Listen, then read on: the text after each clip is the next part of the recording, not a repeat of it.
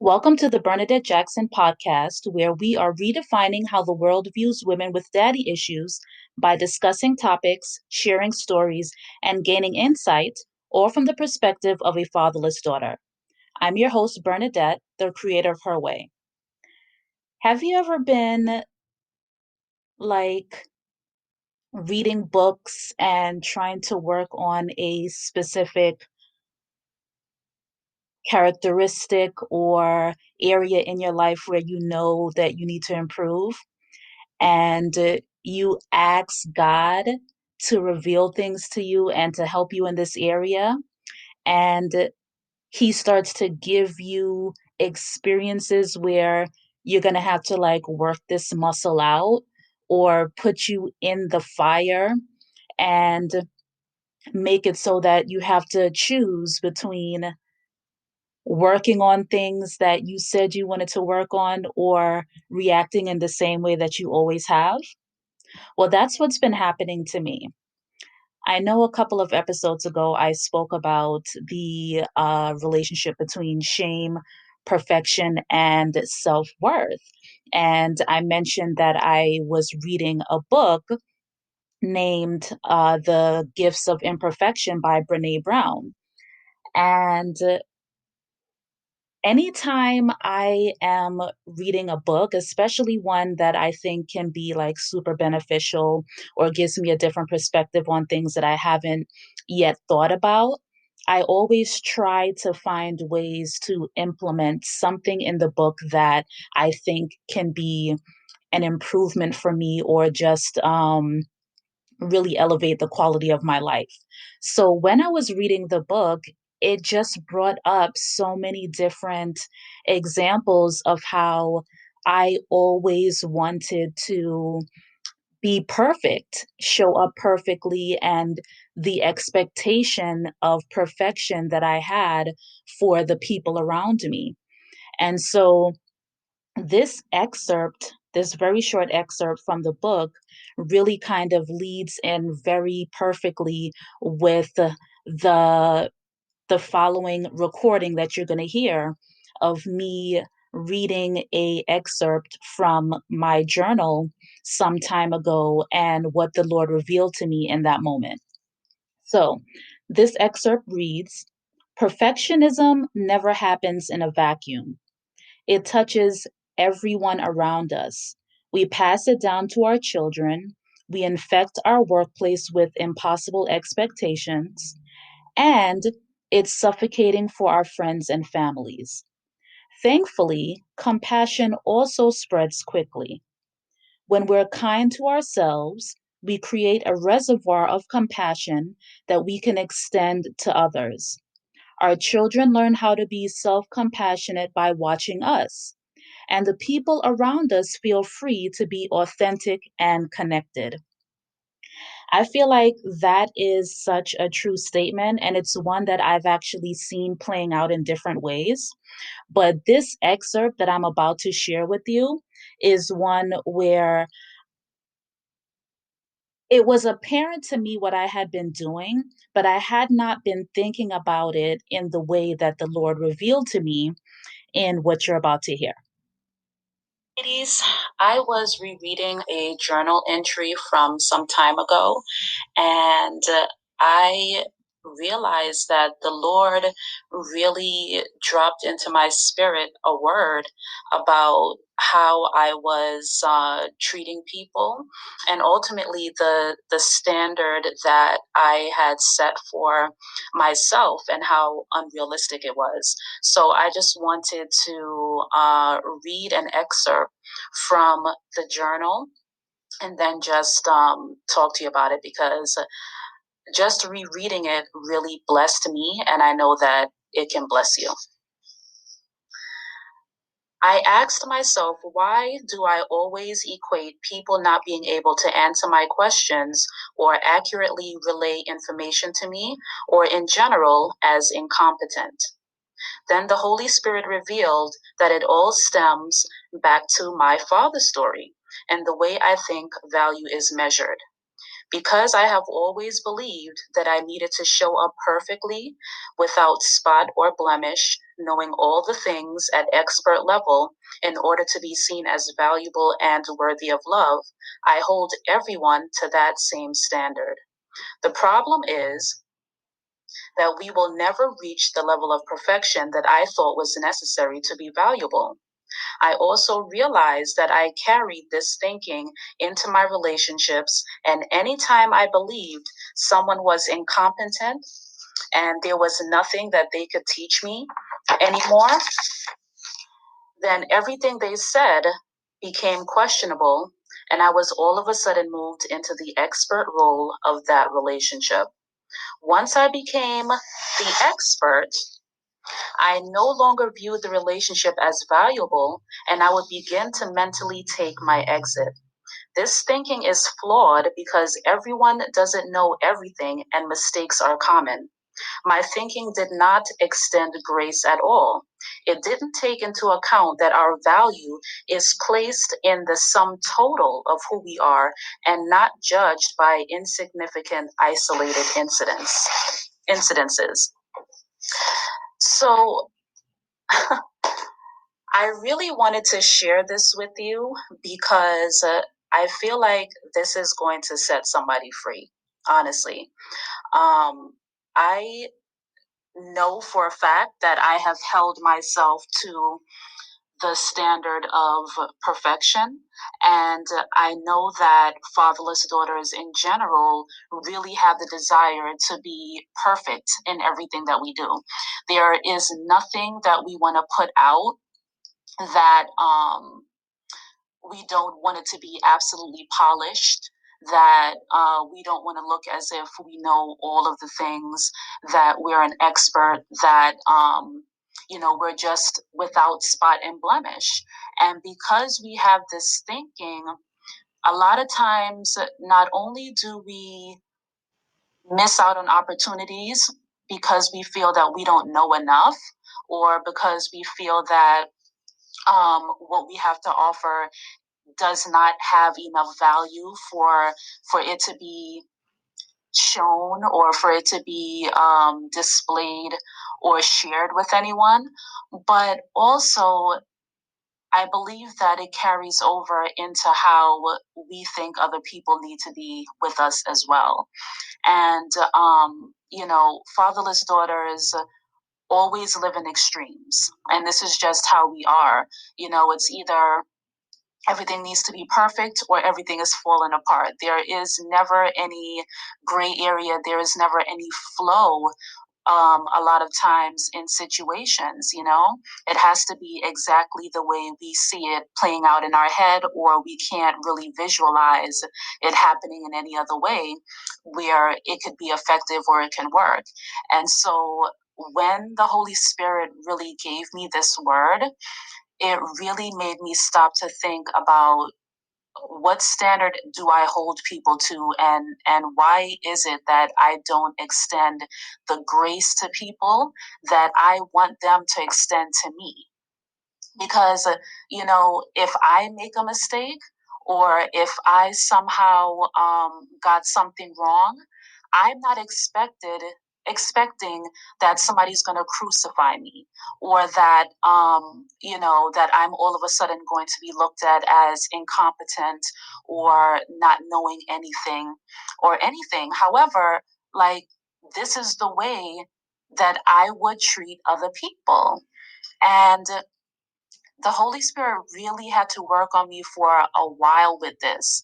And I had to just be met with many situations, honestly, where this recurring thought would come up, to really understand that people are the sum total of who they are. They are not an isolated incident where they behaved badly, where they didn't know something, or where they weren't at their best. And what makes us human and what makes us beautiful is the fact that we are flawed in so many different unique ways. But the flaws that we have actually make us more valuable.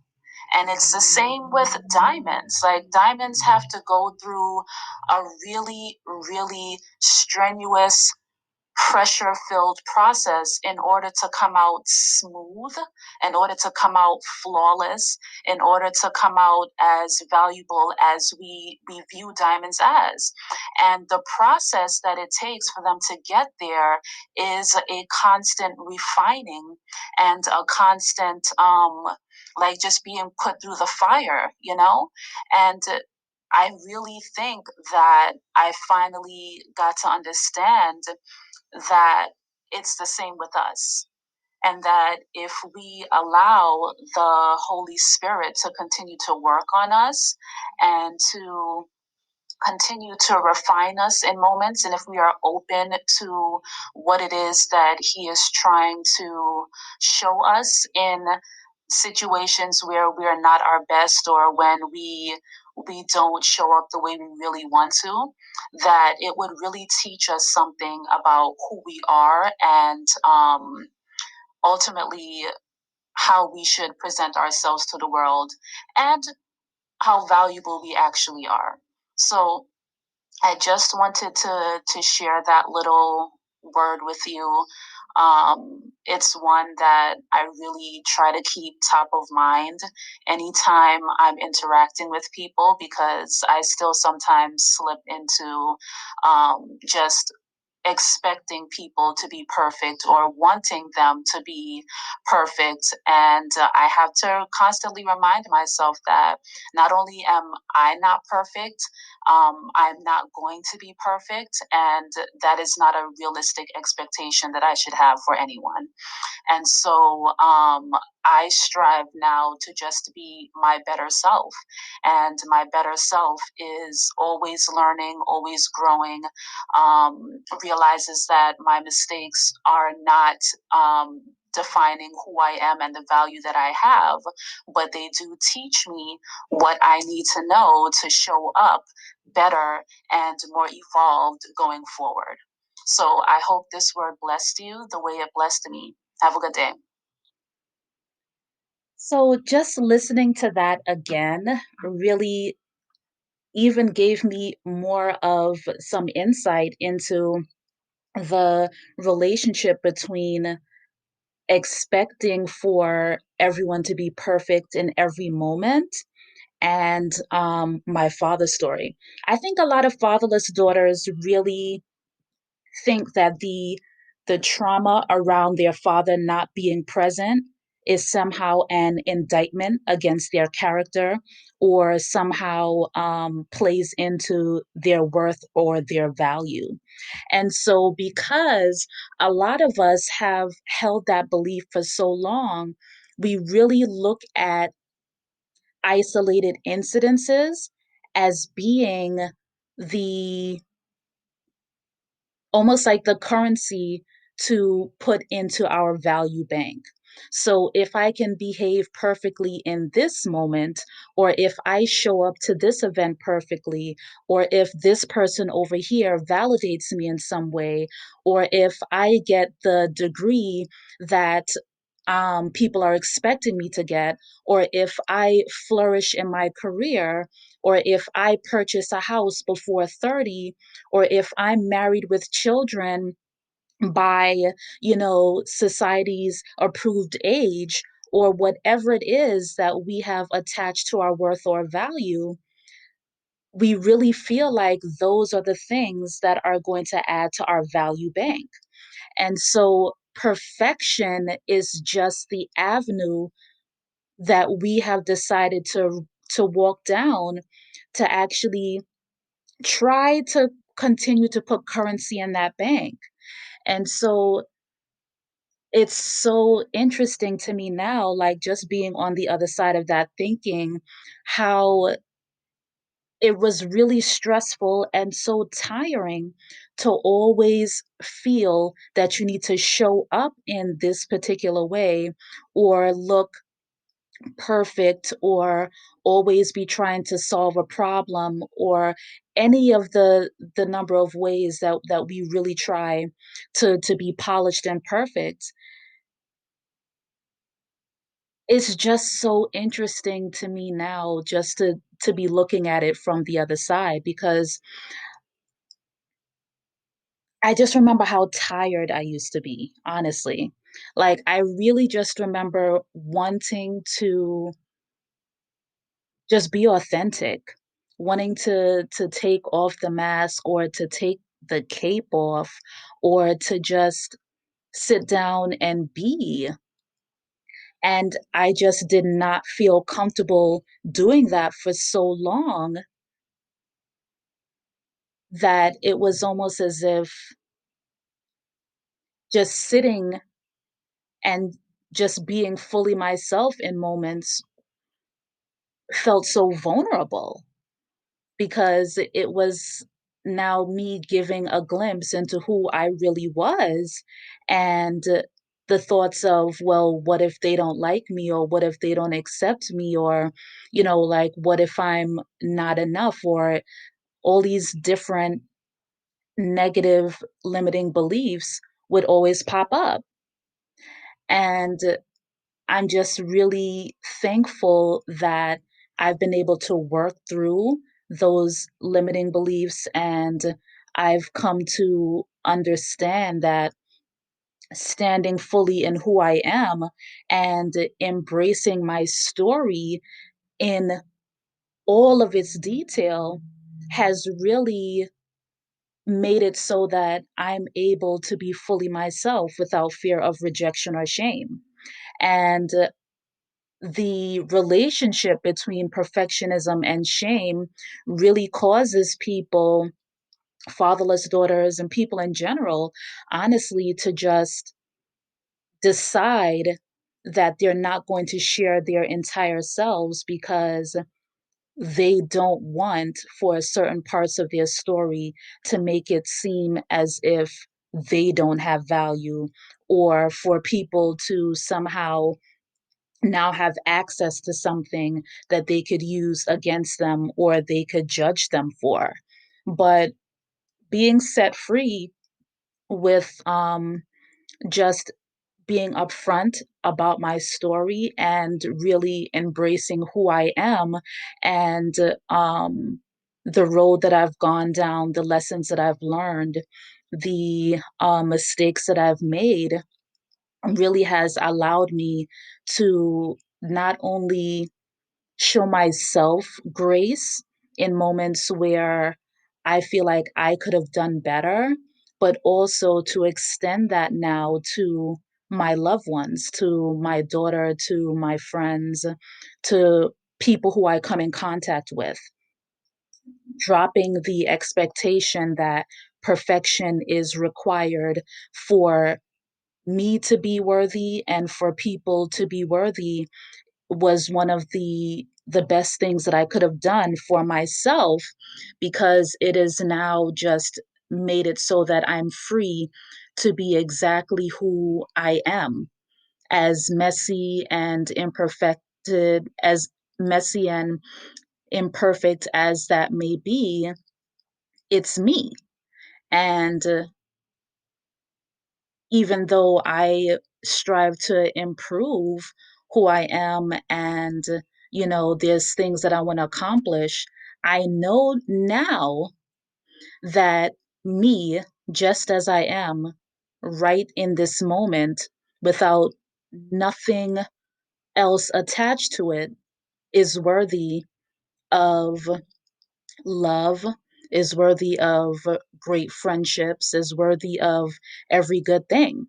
And I want you to be encouraged in that if you are still on the journey to healing from your father's story and you are still on the journey of loving yourself and really finding the worth that's already there, I want you to remember that just as you are right now in this moment, you deserve amazing relationships, that you have value, that you are loved.